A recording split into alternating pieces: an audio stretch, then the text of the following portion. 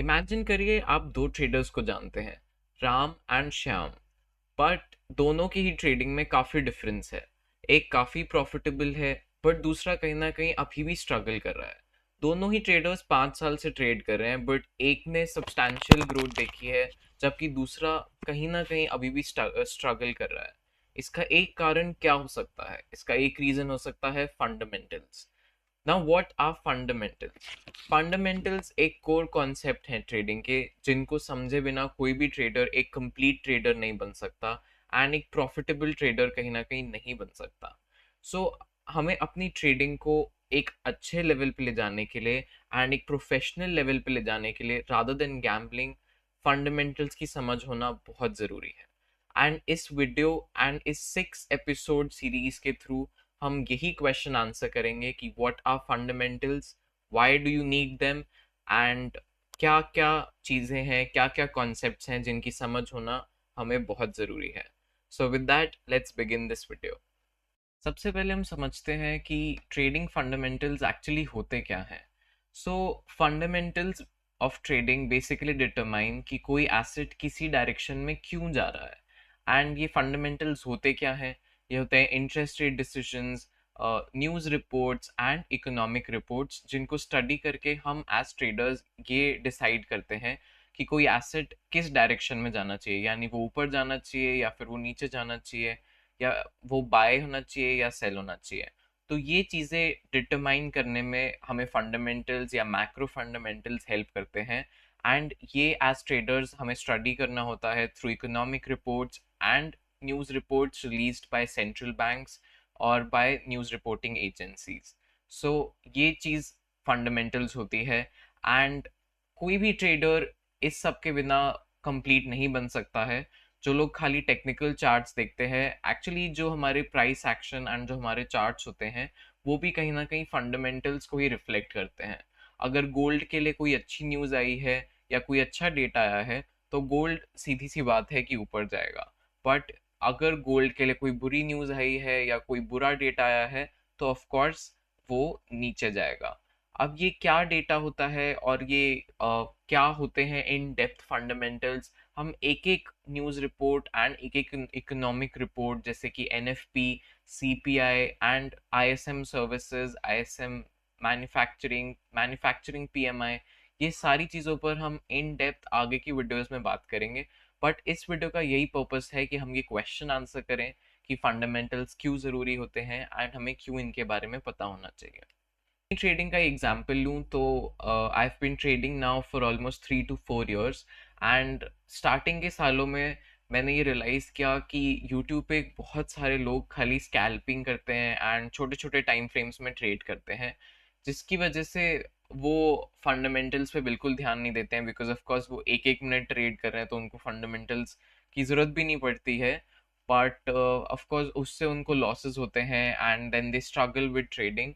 Because जब आप इतने एक छोटे, पहले ही ट्रेडिंग बहुत ही अनसर्टेन एंड एक वॉलेटाइल इन्वायरमेंट है, उसके बाद आप इतने छोटे टाइम फ्रेम पे अगर ट्रेड करोगे, तो कोई भी छोटी सी न्यूज़ या कोई भी छोटा सा प्राइस एक्शन आपको ट्रेड से निकाल देता है।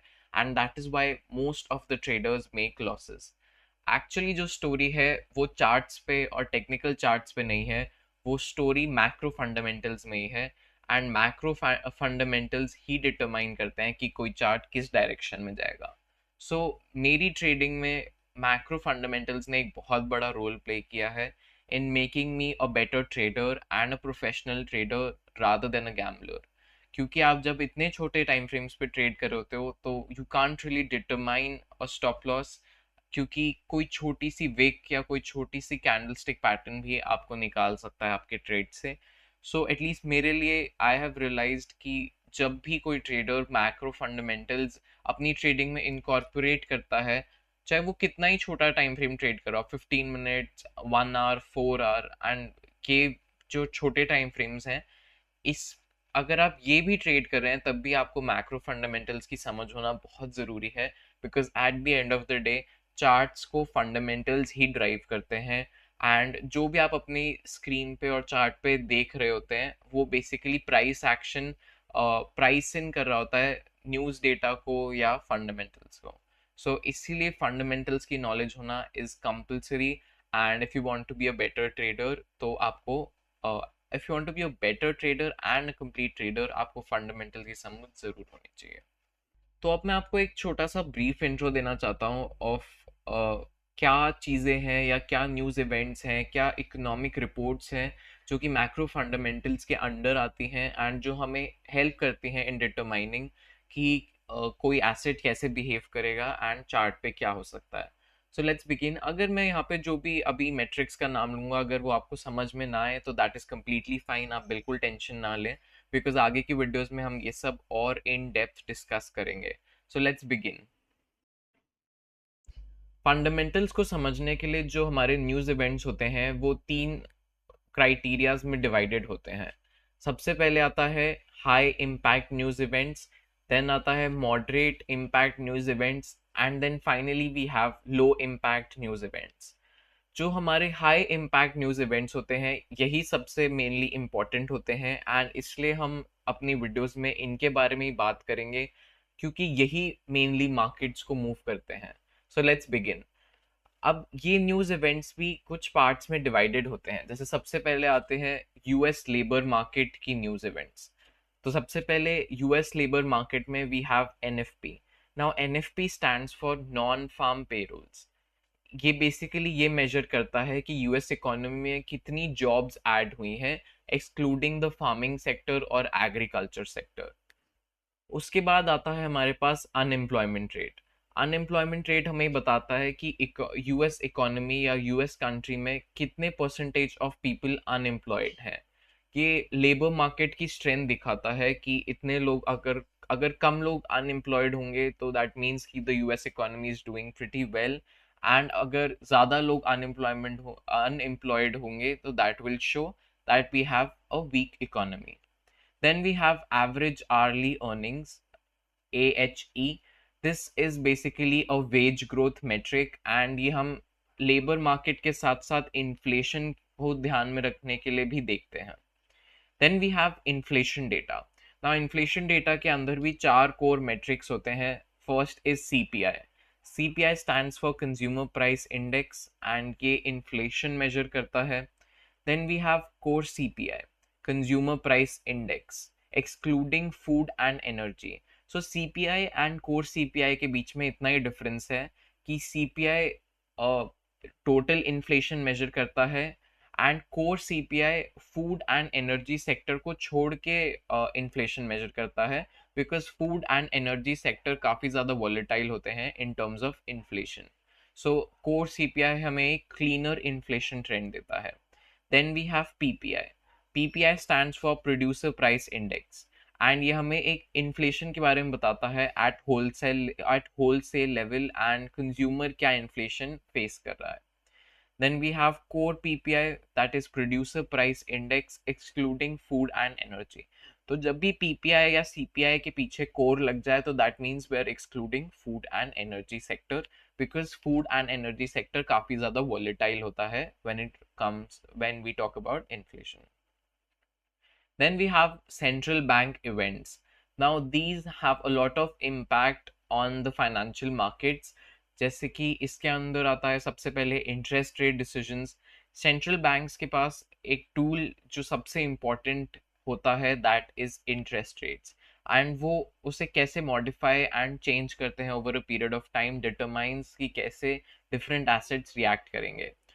So interest rates are set by central banks like the Federal Reserve, जो कि यूएस का सेंट्रल बैंक है, then the European Central Bank and Reserve Bank of India. Then we have monetary policy statements.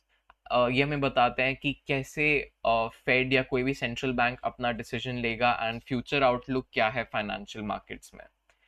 Then we have FOMC, that is Federal Open Market Committे, और ये meetings होती हैं of the Fed. जैसे fade के अंदर बहुत सारे मेंबर्स होते हैं तो वो मीटिंग्स करते हैं टू डिटरमाइन कि इंटरेस्ट रेट्स क्या रहने चाहिए। Then we have press conference of central bank, जहाँ पे मार्केट काफ़ी हेविली रिएक्ट करता है। इसमें फेड चेयर अपना स्टांस बताता है on the policy and where the policy is heading. Then we have FOMC minutes और ECB मिनट्स। ये हमें unreleased notes देते हैं from the meetings that Fed officials have, and ये काफ़ी ज़्यादा important हो सकते हैं at times, but sometimes ये उतने ज़्यादा important भी नहीं होते हैं. It all depends on uh, what statements we get from this metric. So I know all this sounds a little bit complicated, but in later videos हम एक एक इस चीज़ में in depth जाएंगे, जैसे कि यूएस लेबर मार्केट में अलग अलग क्या होते हैं, इन्फ्लेशन डेटा क्या होता है, सेंट्रल बैंक इवेंट्स क्या होते हैं, तो हम इन डेप्थ भी सब चीज़ों के बारे में बात करेंगे. सो अगर आपको समझ नहीं आ रहा, इट्स कम्प्लीटली फाइन. मैंने अभी आपको बस एक ब्रीफ इंट्रो दिया है, एंड मैं आपको यहाँ पे ये समझाने की कोशिश कर रहा हूँ कि क्या फंडामेंटल्स के पीछे होता है, एंड आपको क्या चीज़ें स्टडी करनी ज़रूरी है to actually become a professional trader. And वही इस वीडियो का गोल है कि मैं आपको समझाऊं कि fundamentals in trading are a very core concept, and you do need to be aware about them at all points of time when you are trading. अगर मैं अगली उसकी बात करूं, then we have economic growth, जैसे कि GDP या preliminary GDP slash final GDP के जो मेट्रिक्स होते हैं, ये हमें इकोनॉमिक आउटपुट दिखाते हैं. And as I am sure you guys all know, GDP stands for gross domestic product. Then we have consumer and business activity, जैसे कि रिटेल सेल्स हो गया, जो कि ट्रैक करते हैं consumer spending strength. Then we have core retail sales which excludes volatile items. Then purchasing managers index और PMI. सो ये एक बिजनेस एक्टिविटी का इंडिकेटर होता है कि जो मैनेजर्स बैठे हैं वो कैसे इकोनॉमी को देख रहे हैं, मतलब will economy do well, will it hold up और will it further weaken. So PMI ये एक मेट्रिक है. सो PMI के अंदर भी we have couple of types, जैसे कि manufacturing PMI, then services PMI, then composite PMI. So yeah I think यही जो हमारे सबसे इम्पोर्टेंट मेट्रिक्स होते हैं, जो मैक्रो फंडामेंटल्स में हमें डेफिनेटली पता होने चाहिए, एंड ये न्यूज़ इवेंट्स पे हमें स्पेशली ध्यान रखना चाहिए. Now of course other than this we can also have other news events like geopolitical uncertainty, जैसे अभी यूएस ईरान की वॉर हुई. सो ये भी मैक्रो फंडामेंटल्स में ही आता है, बिकॉज ये ऐसी वॉर इवेंट्स इन्फ्लेशन को अफेक्ट कर सकते हैं, जैसा कि हम इस केस में देख रहे हैं कि बिकॉज ऑयल प्राइसेस बढ़े, अब इन्फ्लेशन भी बढ़ रहा है, एंड फेड या कोई भी सेंट्रल बैंक इन्फ्लेशन को ध्यान में रख के अब अपने इंटरेस्ट रेट डिसीजंस लेगा. So that is also something that we need to be mindful of. And yeah so इस वीडियो का पर्पस यही था कि मैं आपको एक ब्रीफ इंट्रो दूं अबाउट फंडामेंटल्स. एंड बहुत सारे ट्रेडर्स फंडामेंटल्स को बिल्कुल साइडलाइन कर देते हैं, बट एक्चुअली ट्रेडिंग के अंदर your bread and butter is fundamentals. And जब तक आपको इस चीज़ की नॉलेज नहीं होगी, I don't believe you can be a complete trader in the trading space. And I think आज की इस वीडियो का मैंने जो मोटिव था वो कंप्लीट कर दिया है.